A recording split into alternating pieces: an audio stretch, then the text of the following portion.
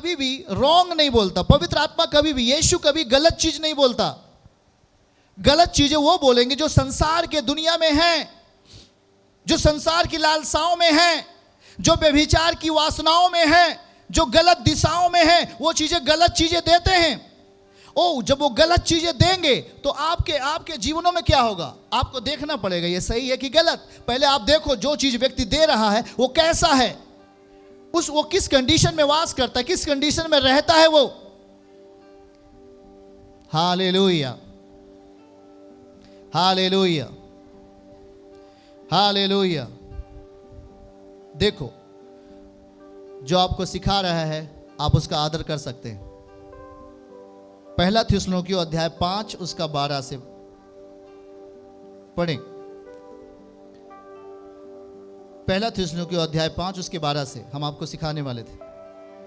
देखो ध्यान से, हे भाइयों हम तुमसे विनती करते हैं कि जो तुम में परिश्रम करते हैं और प्रभु में तुम्हारे अगुवे हैं और तुम्हें शिक्षा देते हैं, उनका सम्मान करो, क्योंकि वो पवित्र आत्मा के प्रमाण में चलते हैं। हालेलुया। हे भाइयों हम तुमसे विनती करते हैं कि जो तुम में परिश्रम करते हैं, प्रभु में तुम्हारे अगुवे हैं और तुम्हें शिक्षा देते हैं, उनका सम्मान करो, क्योंकि वो पवित्र आत्मा के प्रमाण में चलते हैं। अगला 13 पढ़ेंगे। उनके काम के कारण, देखिए उनके काम के कारण प्रेम के साथ उनको बहुत ही आदर के योग्य समझो, आदर के योग्य समझो और आपस में मेल मिलाप से रहो। यह पवित्र आत्मा का एक वातावरण है और जो सिखा रहा है वो एक लीडर है और अपने लोगों को समझा रहा है कि मेल मिलाप से रहो। अगर आप हमसे 1000 किलोमीटर दूर हो सकते हैं, आप हमसे 500 किलोमीटर दूर हो सकते हैं, पर आप हमसे मेल मिलाप रख सकते हैं। आमीन। आप हमसे 50 किलोमीटर दूर हो सकते हैं, आप हमसे 100 किलोमीटर दूर हो सकते हैं, पर जो आपको सिखा रहा है वो आपका स्पिरिचुअली लीडर है, वो आपका आत्मिक पिता हो सकता है या वो आपका आत्मिक अगुआ हो सकता है, जो आपको कह रहा है कि मेल मिलाप से रहना है ताकि वो अभिषेक आप में ट्रांसफर होता रहे। नेक्स्ट अगला, हे भाइयों हम तुम्हें समझाते हैं कि जो ठीक चाल नहीं चलते उनको समझाओ। समझाने का प्रयास, जो ठीक चाल नहीं चलते उनको समझाओ। कारों को ढांढस दो, निर्बलों को संभालो। 14 पद कहता है कि सहनशीलता को दिखाओ। 15 सावधान, कोई किसी से बुराई के बदले बुराई ना करे, क्योंकि ये चीजें संसार से ली गई हैं, वो चीजें संसार से आ रही हैं, पर सदा भलाई करने में तत्पर रहो, यह परमेश्वर का नियम है। आपस में सबसे भलाई करो, भलाई करने की चेष्टा करो, यह पवित्र आत्मा का एक दबाव है आपके जीवन में, ऐसा करें, यह पवित्र आत्मा कहता है। 16 पद पढ़ेंगे। सदा आनंदित रहो, यह भी परमेश्वर का एक नियम है, उसकी आत्मा का बल है।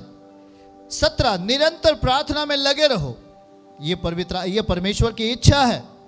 18 हर बात में धन्यवाद करो, क्योंकि तुम्हारे लिए मसीह यीशु में परमेश्वर की यही इच्छा है। हर बात में धन्यवाद, ऐसा नहीं कि जो बुराई कर रहा है उसको धन्यवाद, नो। हर बात में धन्यवाद का मतलब जो आप प्रार्थनाओं में जीवन जिएंगे, आप परमेश्वर के नियमों में जिएंगे, आप उसकी उपस्थिति में चलेंगे, तो आप उस माहौल में हर समय परमेश्वर को धन्यवाद कर सकते हैं।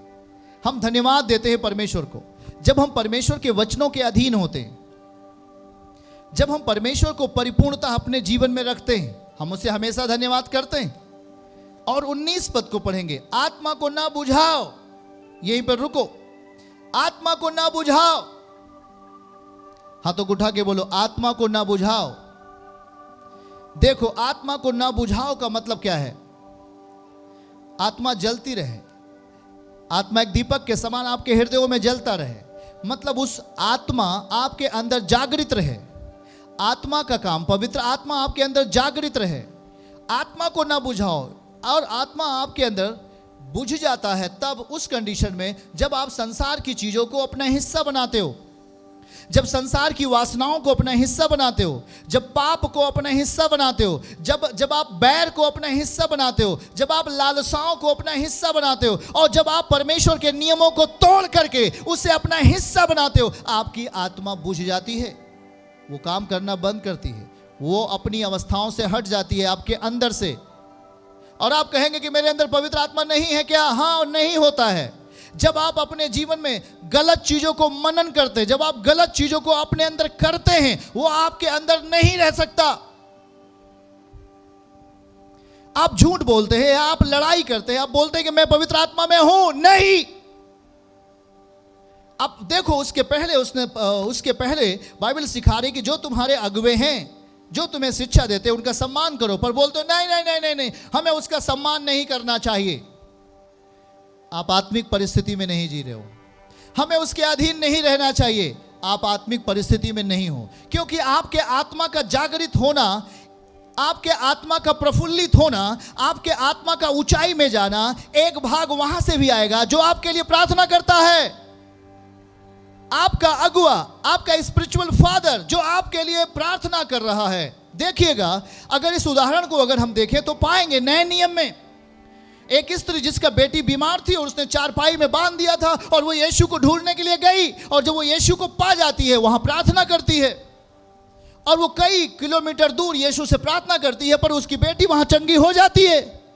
इसका मतलब क्या है कि आप भी जब किसी कलीसियाओं के लिए दिए जाते हैं, आप भी जब एक आत्मिक अधीनता में दिए जाते हैं, तो आपके ऊपर परमेश्वर का आत्मा का बल काम करता है। एक भाग आता है आपके अगुवे की ओर से। आमीन बोलो, हालेलुया।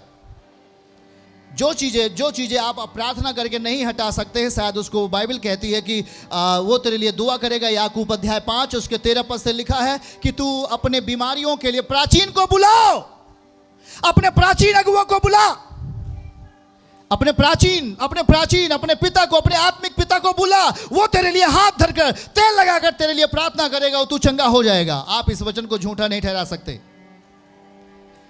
देखिए, इसीलिए मैं कुछ बातों को आपको ख्याल कर रहा हूं। आप क्या आदर कर पाएंगे? उसने कहा है आदर करो, जो आपको शिक्षा देते हैं उसका सम्मान करो, जो आपको शिक्षा देते हैं, हाँ, वो बहुत ही आदर की योग्य समझे जाएं, थोड़े नहीं, आपके द्वारा बहुत ही आदर की योग्य समझे जाएं, ताकि देखो, जब आप परमेश्वर के वचनों का आदर करते हो, वो आदर आपके लिए समृद्धि लेके आती है। बोलिए आमीन। ताली बजाओ, परमेश्वर को महिमा दो। आदर बोलो अपने जगहों पे आदर। और बोलता है कि जो तुम्हें शिक्षा देता है, जो तुम्हें सिखाता है, उसका आदर कर, ताकि उसके अंदर का अभिषेक तुझे चंगा करे और तू आशीषित हो जाए यीशु के नाम में। और इसीलिए बाइबल कहती है कि उसने वो प्राचीन को बुला। अगर तू कोई बीमारी में है तो बुला उसे, ताकि तू उसके अभिषेक का हिस्सा बन सके। हाँ, इसीलिए स्पिरिचुअल फादर होना जरूरी है। इसलिए आत्मिक पिता की परिस्थिति में हमें रहना चाहिए, ताकि जब वो प्रार्थना करे हमारे लिए, तो निश्चय हम उसके बल को पाएंगे। कैसे? हम उसकी एक आत्मिक संतान बनकर, हम उसके अधीनताओं में रहकर हम उन चीजों का भाग बन सकते हैं। पर जब हम कहते हैं नहीं, हमें नहीं करना चाहिए आदर, जिन्होंने मुझे शिक्षा दिया, जिन्होंने मुझे सिखाया, और जिस कलीसियाओं में जाता हूं मुझे नहीं रहना है उसके अधीन, तो आप उसके भाग भी नहीं बनोगे। आप उसके भाग नहीं बनोगे। ध्यान से सुनो, आप उसके भाग नहीं बनोगे। इस बात को समझने का प्रयास करो, आप उसके हिस्सा नहीं बनोगे। देखो, उसने कहा आत्मा को ना बुझाओ। फिर से देखें 5:19, आत्मा को ना बुझाओ, आत्मा को ना बुझाओ, आत्मा को बाहर मत जाने दो, आत्मा को बाहर मत जाने दो। आप बाइबल पढ़ने वाले हैं तो आप ध्यान से सुने कि आपने जब न्यायियों की पुस्तक को पढ़ा और उसके देखते हैं कि 13वें या 14 अध्याय से हम एक सिमसोन के बारे में पढ़ते हैं। सिमसोन जब पैदा हुआ तभी परमेश्वर ने कहा तू नाज़ीर होगा और तुझ पर पवित्र आत्मा का बल रहेगा। अब ध्यान से सुनिए, ध्यान से सुनिए। पर वहाँ पर शैतान ने किस तरीके से उसके जीवन में लालसाओं के चीज़ों को डालता गया।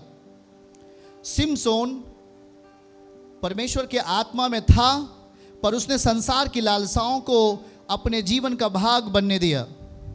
उसने एक स्त्री को अपने जीवन में आने दिया जो परमेश्वर के नियमों के विरोध में था।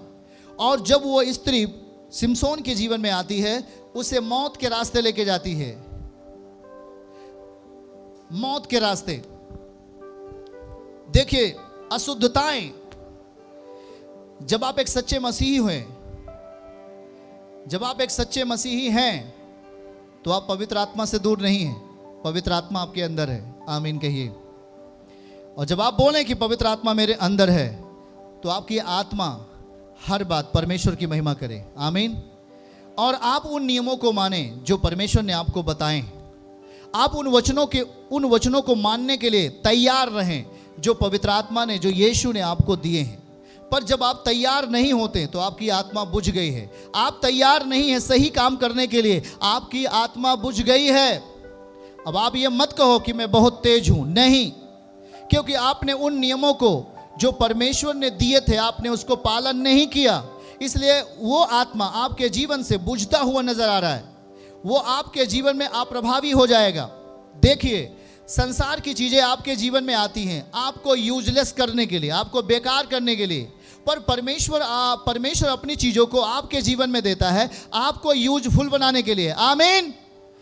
परमेश्वर का जो वस्तु है वो एक उसके वचनों में छुपा हुआ है। और जब आप उसके वचनों को मानते हैं, जब उसके वचनों को अपने परिवारों में मानते हैं, जब आप उसके वचनों को अपने रिश्तेदारों में मानते हैं, जब आप उसके वचनों को हर जगह आप जब मानते हैं, वो चीजें आप में बलशाली बनती हैं आपको आगे ले जाने के लिए। आमीन। और आप बोलते हो कि मेरा काम ये नहीं हो रहा था, वो होने लगा। मेरे ये चीज़ें नहीं हो रही थी, वो चीज़ें होने लगी। ये सब क्यों होने लगा? क्योंकि आत्मा ने अपनी रोशनी में वो काम को पूरा किया। जैसे लिखा है 1 कुरिन्थियों अध्याय 12 उसका 7। इस बात को देखो, 1 कुरिन्थियों अध्याय 12 उसका 7 में क्या लिखा है? आत्मा को ना बुझाओ। पर वहां चीजें क्या लिखी गई हैं? आत्मा क्या कर सकता है? हालेलुया। किंतु सबके, हमारे साथ बोलो, किंतु सबके लाभ पहुंचाने के लिए, किंतु सबके लाभ पहुंचाने के लिए हर एक को आत्मा का प्रकाश दिया जाता है। आत्मा का प्रकाश मीन्स परमेश्वर के संगति में रहते हुए, उसके वचनों में चलते हुए, पवित्र आत्मा के द्वारा अपने जीवन में उपलब्धियों को पाना।